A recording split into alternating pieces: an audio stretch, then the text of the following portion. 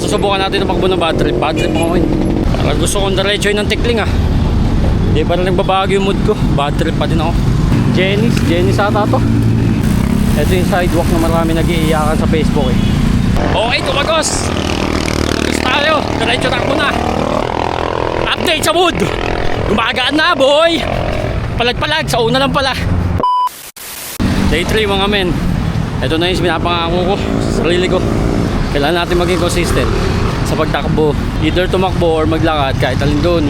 Kasi sabi ko nga mataas yung mga lab test natin. Hindi ko na isa-isahin, nasabi ko naman na before. So ngayon takbo tayo. Ang way natin Marik to mga Bali Golf stoplight para maiba naman. Susubukan natin tumakbo ng bad trip. Bad trip ako ngayon. Tingnan natin kung mag-iba yung mood ko pagkatapos. Kasi sabi nila nakakagana daw tumakbo kapag gagalit ka kaysa magbukmo ka sa bahay. Ito tayo ngayon. Punta tayong Bali Golf kahit hanggang dun sa may The Hippers. Kahit hanggang sa may The Hippers palag na yun. Takbo na ulit tayo. So sana dumaan sa oval. Kaso susunod na lang siguro. Nakakahiya mag video dun. Baka mamaya isipin puro nakaload lang eh. Dito na pala tayo sa may Brookside Gate 1. Ay sorry, Gate 3 pala, Gate 3. Ito Gate 3 Brookside. Walang traffic, kukunti mga pasahero. Sumalog na malog yung takbuhan sa bike lane. Yung sidewalk kasi dito papunta mo Bali Golf medyo makiipot. Parang gusto kong diretso ng tikling ah. Hindi pa rin nagbabago yung mood ko. Bad trip pa din ako. Kaya tara, bad trip. Gawin natin takbo. Natin ibuhos. Let's go. Aray mo, may LTO. May LTO. Hindi man tayo kakabahan eh. Dahil nananakbo tayo ngayon, hindi tayo nakamotor. So safe. Dito na tayo sa may Bali Golf. Nakapagod talaga tumakbo sa highway. Iba yung ano talaga, paghinga. Ayun o, Bali Golf pa tayo. Yan. So dadiretso yung pa natin yun. Di ba ako kontento? Yung mood ko naiinis pa rin. Hopefully pagbalik natin bumaba na yung inis na nasatisfy na ng pagtakbo. Kumbaga double purpose na rin. Benefit ko para yun na wala na bad trip ko. At the same time nakatakbo ako. So ayun, takbo na ulit. Ito na yung Hippers oh. Ganda diretso yung pa rin natin. Ginaganahan ako tumakbo. Let's go. Dito na tayo banda sa may Jenny's ata to. Ay Jenny's ba? Hindi ko pala sure kung Jenny's to. Pero malapit to dito sa may bandang Tigling. Isa talagang option takbuhin yung Tigling. Hindi ko nakabisado ilang kilometers yun mula sa bahay. Iba talaga yung gigil ko ngayon. Tara, takbo na ulit tayo. Sobrang luwag ngayon talaga, promise. All goods, di masyado mausok. Walter Mart na tayo. Lapit na sa Tigling. Mamaya check natin kung hanggang saan yung 5 kilometers. Medyo mahirap dito paakyat. Tayo sanay.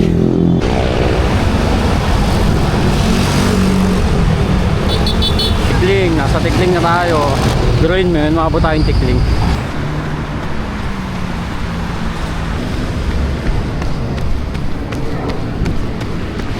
Okay, 5K.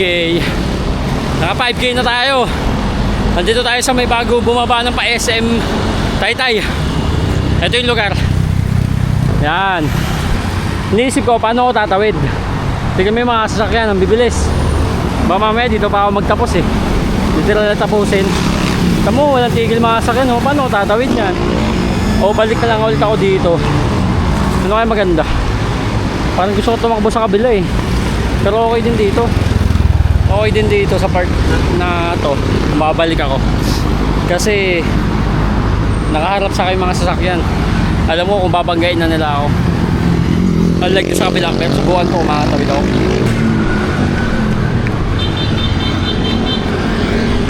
Ano na, bibilis ang takbo. Paano ako tatawid nito? Makatakot ka. Baka katapusan ko na to. Ayun o, tango na, walang palyo. Ano tayo tatawid? Galit na galit yung mga sasakyan. Ayaw ata nila tayo patawidin. Ayun na, kapara tayo.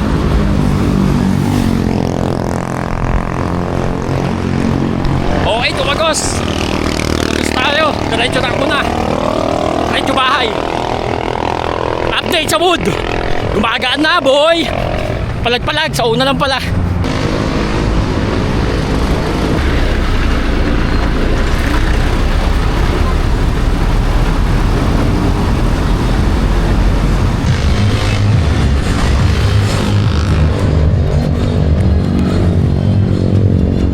tayo sa Tigling ulit. Pabalik na to doon sa may junction. Kamarik. Resibo, galing Tigling. Astig pala. Kapag bad trip ka sa araw mo, o ano man yung nang bad trip sa'yo, mas maganda itakbo. Nakakaganang dibdib sa part na wala kang iisipin. Tapos, tingin ko after ko tumakbo, okay na ako. Magandang therapy. Kaya sa mga may ang ulo dyan tulad ko, kung sa'yo tumakbo na lang kayo pag galit kayo. Libre lang naman tumakbo, walang bayad. Punta ka kahit saan. Kung introvert ka, ako introvert. Ewan ko, introvert o extrovert. As usual, nakakapagod. Pero ang sarap sa pakiramdam. Yung pa ako, parang mamanhid. Ikaw lang ko, masikip pa yung medyas ko. Sadyang pagod na, pero parang masikip yung medyas ko. Kasi sapatos naman natin, pang ano to eh, pang white foot. So okay naman, kaso ano to, sabi nila pang race day. May nabasa naman ako mga OG runner through social media. Sabi nila pwede naman daw to pang daily.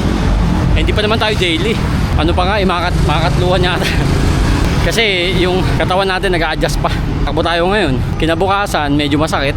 Susunod na araw, tsamba kung di na masakit. Minsan busy, o kaya pagod galing work. Pero sabi nga nila, wala namang excuses eh. Kung talagang desidido ka, ang kalaban na natin doon, isip natin. Kasi naglalaban doon, isip eh, tsaka katamadan. So yung isip ko, mas piniling sumama sa katamadan. Pero ngayon, ito, pakakuno ulit tayo. Wala nang reason. So pang mabuhay ng mahaba. So nandito na tayo sa may Singer. Tangin na, sa isip ko Jenis, Pasig pala yun. Tapat-tapat ng Sonic. Ayan o, kitang-kita nyo naman. Napaka ano ngayon, simoy, ang ganda ng simoy. Ang lamig. Tapos, yung traffic, ayan yung status ng traffic ngayon. Both sides, ganyan. So mukhang mas okay tumakbo dito kapag siguro Thursday. Kung natsyempohan lang natin. Kasi panigurado, tomorrow, maraming sakin dito kasi Friday. Tatakbo na ulit tayo.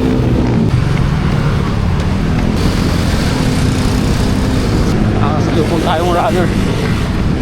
Okay din pala pag ang mga tumatakbo, bibigayan, nagbabatian. Pag sa motor, businahan eh. Kulang na lang mag-aaway.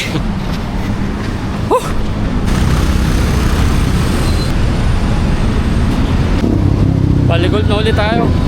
Iko 2.5 kilometers na lang, nasa bahay na tayo. Mabilis-bilis na lang. Wala tandaan. Obvious naman kung nasa Baligol pa na. Ayun o. Malaking bola. Brookside. Natatawa lang tayo. May nakita tayo, mga nakatambay doon sa may U-turn. Kung familiar kayo, pag yung U-turn kayo papuntang ROTC Anders, tas ang way nyo pa junction, mga nakatambay doon sa may pedestrian lane, sinasabihan yung mga mag-U-turn na motor, sinasabihan nila na huwag mag-U-turn kasi daw may LTO. Kasi sa kabila, pag-ikot mo LTO. Eh yung isang sinasabihan nila, naka-nutshell. So sa dami nila daw sumisigaw, narinig. Dumaradyo na lang, pati yung isang naka-pipe dumaradyo na lang din eh. Tingin ko di mo mahuli yung pipe kasi mahina lang naman, basta below 99 dB. Tapos sa mga gusto tumakbo sa oval, kung di nyo alam yung papuntang oval galing highway ng Cainta, dito lang yan, palatandaan yung sea oil na yan.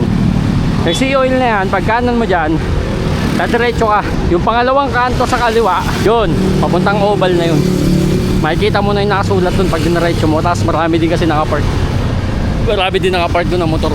Mapapansin mo, daming tatakbo, mga nakasapatos.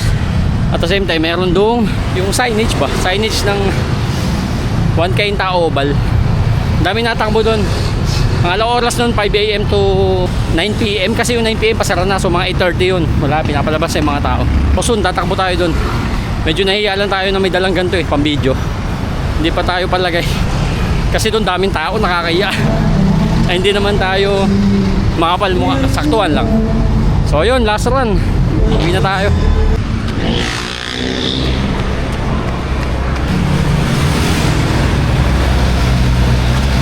Junction guys, junction na tayo. Sana all may lovebirds. Magba-Valentine's na kasi. Naka-stop pa. Since naka-stop pa, tatimingan natin ang nakagulid. Tingin ko mag-go na rin naman to eh. Pero parang pwedeng tumakbo na rin ako. Baka abutin ng go, mabilis lang tong go nito eh.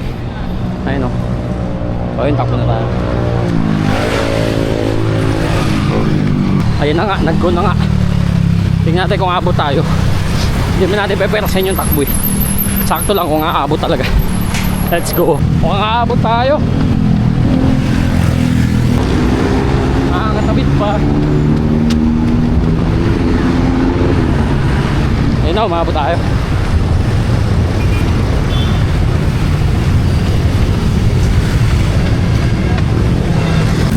Ito yung sidewalk na marami nag-iiyakan sa Facebook eh. Palatang hindi mga taga-Kainta eh. Ito mo, laking bagay na ginawa ni Mayor na yan. Ayun o. Ang laking bagay. Kasi, dati walang sidewalk yan eh. Tapos laging sira yung gilid ng kalsada, yung kanal. Tapos nagkukos din ng pag-traffic, pag-iwas sa kalubak. Problema din kasi yung mga jeep tumitigil para mag-pick up. So ngayon, baka sa pagdaan natin doon, kita nyo naman, okay naman, disiplina lang. Malaking bagay lang sa sidewalk, may nalalakada na yung tao. So siguro yung mga nag-iiyakan doon, mga hindi taga-Kainta, di na naintindihan yung araw-araw doon. Although nadaan sila doon, di nila alam. So junction, last 800 meters bahay na. So update sa mood, okay na, refresh na tayo. Solid na to pagdating natin sa bahay. Wala na yung battery. Dito nga pala yung sikat na, alam yun na, sa junction. Dito yun, ewan ko lang kung bakit medyo maluwag ngayon. Hindi ko lang alam. Kasi nagkaroon ng clearing dito. Kasi may mga nagre-report. May mga nagre-report dito. So ayun, takbo na tayo. Baka maya-aya pa tayo.